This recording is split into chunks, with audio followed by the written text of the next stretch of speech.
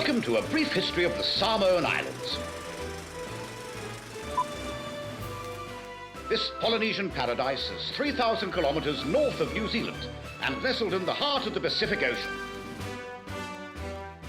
In the late 1800s, it was fiercely fought over by the British, the Germans, and the Americans for its strategic port and bountiful resources. Doing what disagreeing colonizers do best, they drew a line through the middle of a map and divided it up. The eastern islands going to the Americans, the west to the Germans, and the British got concessions in other parts of the world the colonizers drew lines through, like Africa. The Germans settled into their new colony and built a thriving economy on the back of copra plantations. But all good things must come to an end, especially with the onset of World War I. This is when the Samoan people would swap one oppressor for another. New Zealand, desperate to get into the colonizing game, would administer Western Samoa on behalf of the British Empire. And who better to do so than a sheep farmer from Southland? And in November 1918, Colonel Robert Logan and New Zealand allowed the Talune, a ship carrying Spanish influenza, to dock in Apia Harbour, catastrophically nearly wiping out a quarter of the Samoan population. Yes, you heard correctly. New Zealand was responsible for one of the worst cultural and population decimations per capita in the world. By now, the Samoan people have had enough. But more was to come.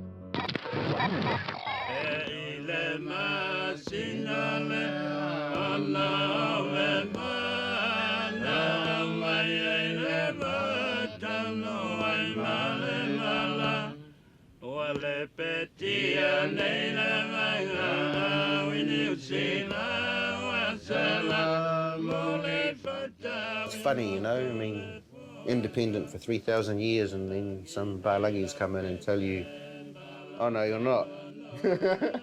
A lot of New Zealanders don't get the fact that we loaded up ships and sailed off and occupied them and pulled up our flag and said, you are now us and we're going to tell you what to do. Having little experience in governing colonies, New Zealand's military-led administration in Samoa came with a poor understanding of the local people and a heavy hand. When Logan came in and then Tate after him, I think, and then Richardson came, there were policies, for example, which allowed the administrator to banish Samoans anywhere, anytime, for any reason, without any consultation with anybody. That's one of the things he did which really angered the Samoans. So he started banishing people from one village to another village, stopping people from traveling in boats and canoes. He also set about dismantling the cultural structure of Samoan society by stripping chiefs of their matai titles, trying to remove any sort of autonomy they might have had. And then taking away a lot of power from the village councils and the village chiefs and focus everything onto himself. This crippling whitewash of the Samoan social structure and the economic downturn meant anti-New Zealand sentiment was rife. And bubbling beneath this was the lingering anguish of the death of thousands from the fatal flu that New Zealand let into Samoa, and the lack of accountability and remorse that flowed thereafter. It killed about a quarter of our population. You know, I was very much aware of how much it impacted on my grandfather because he lost a lot of his family. He suffered very much. So that, you know, if he talked about the epidemic, he'd break up into a bawling child.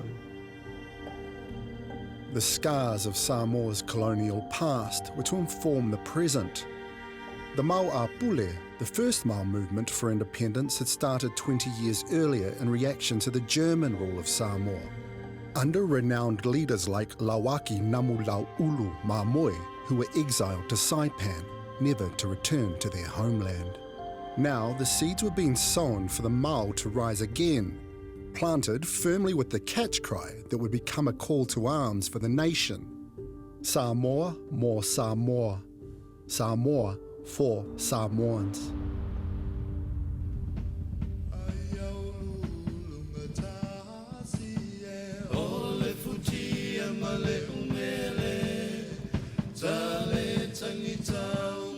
I grew up in Maimoso, exactly where the Mau house was, and that was basically our little playhouse. Would go and play there, running up and jumping off the front of the Mau house.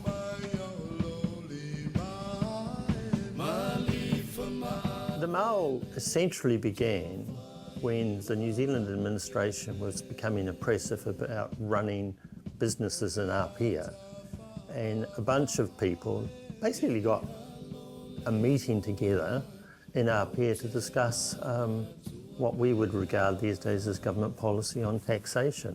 It was the catalyst, though, for a whole bunch of other people to say we're tired of being messed around with. One of these people was Tupua Tamasese Lealofi III. Amongst the Samoan leaders who were involved, he was certainly the most prominent person in terms of the title that he held. The other prominent person, Taisi Olaf Frederick Nelson. This is my grandfather, Taisi Olaf Nelson. I remembered him as somebody who loved me very dearly, probably too much, for my own good. People enjoyed his company. He had a lovely sense of humor. We used to call him Frederick the Great. Taisi Nelson was an inspirational figure because he was really the ambassador for the movement on a global stage.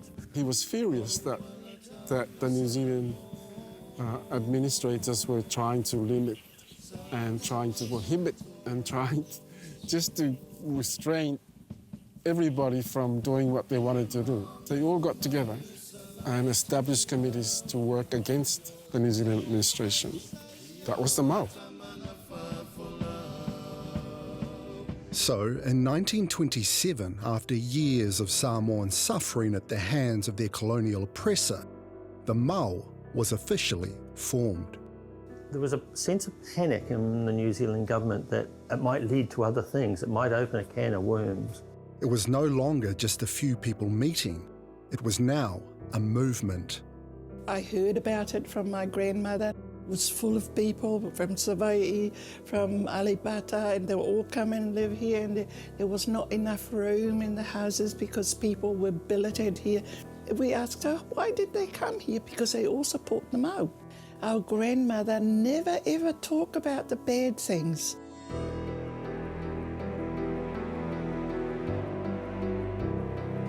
The New Zealand administrators systematically set about trying to squash any potential uprising.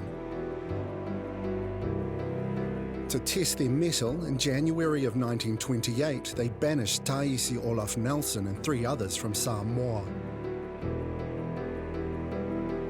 In an attempt to humiliate Mau members, they ripped the stripes from their Ia Lava Lovas, and food supplies were cut off from some of the villages.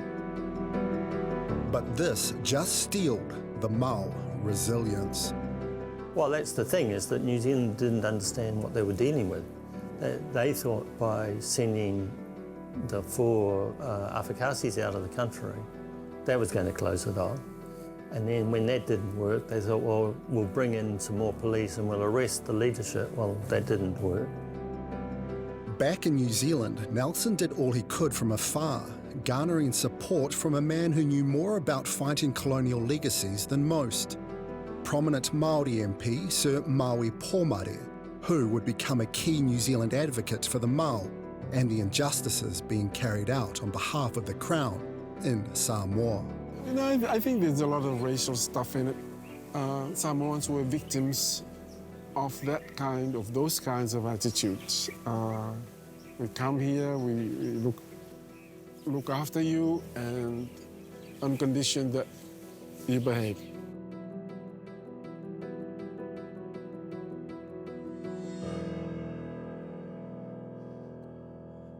But Samoans were done behaving.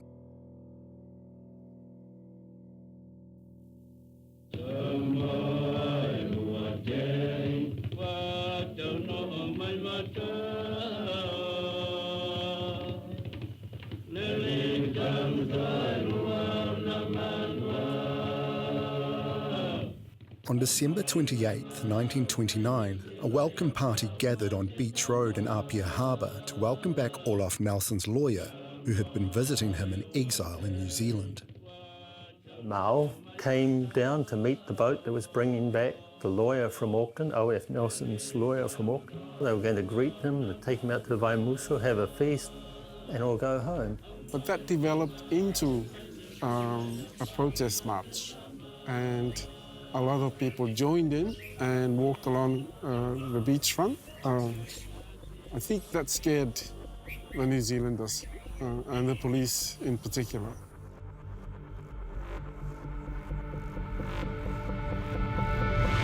There were men in that march who hadn't paid their taxes, their poll taxes, and the police had decided they were going to arrest those men.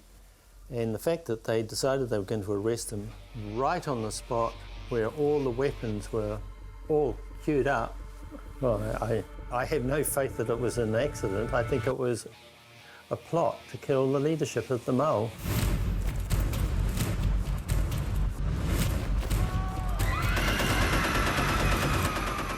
New Zealand police opened fire on unarmed, peaceful protesters. Yes, it was a machine gun that was used. They shot people by firing at the crowd, and a lot of people were injured, and a couple of them fatally. I personally think it was an ambush, that the New Zealand administration had decided at that particular point that they were going to teach Samoans a lesson.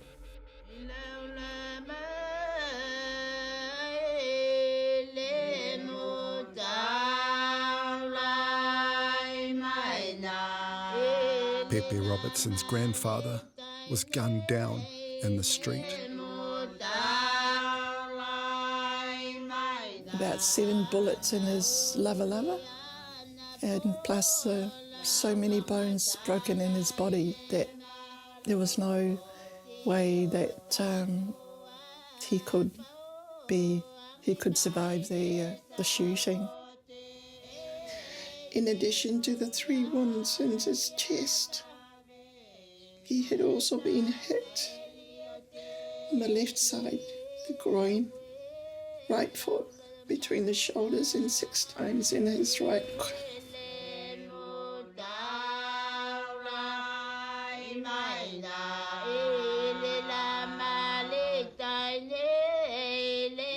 The evidence is there that they knew that there was going to be gunfire and exchanges.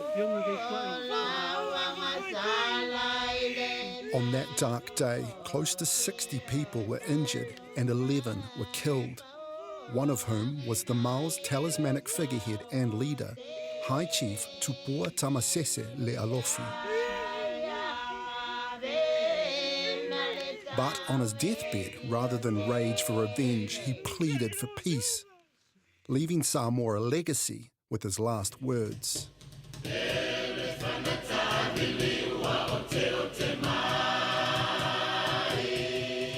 My blood has been spilt for Samoa. I'm proud to give it. Do not dream of avenging it as it was spilt in maintaining peace. If I die, peace must be maintained at any price.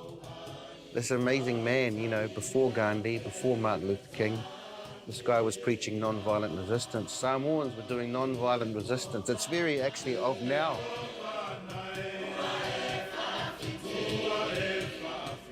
Tree of Liberty is watered by the blood of martyrs. And it's very true because it gives it life. It gives it meaning, it gives it substance, because it talks about a man's commitment, not to his forebears, to his poetry, to his family, and to his God, because all these things are interwoven. outrageous to me is that there was no proper inquiry or investigation. There were no criminal charges for any of it, and yet at least one person involved, the coroner, said there was no necessity for men to be opening fire onto Pua Tamasese. Well, that implies at the very minimum a manslaughter charge.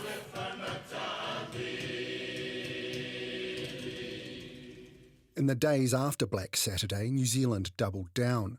They brought in more police and even sent New Zealand's first ever RAF mission to hunt the men of the Mao. The police and the soldiers come to raid the family houses.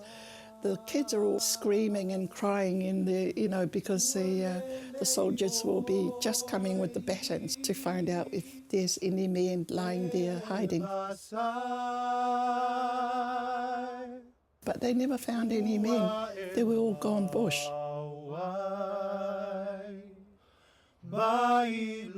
That did nothing to deter the Samoan people. The resistance rolled on as the mantle of the Mao was picked up by the women, who formed new leadership and strategies to keep the momentum of the resistance moving.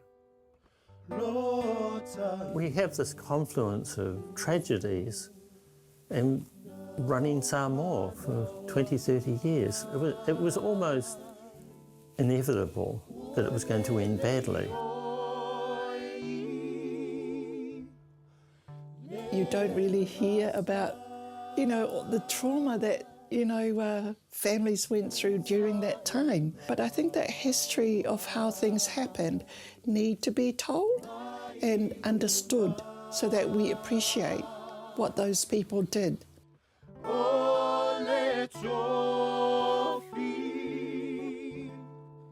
There were also the shootings in this town, Apia, in December 1929, of non-violent protesters by New Zealand police.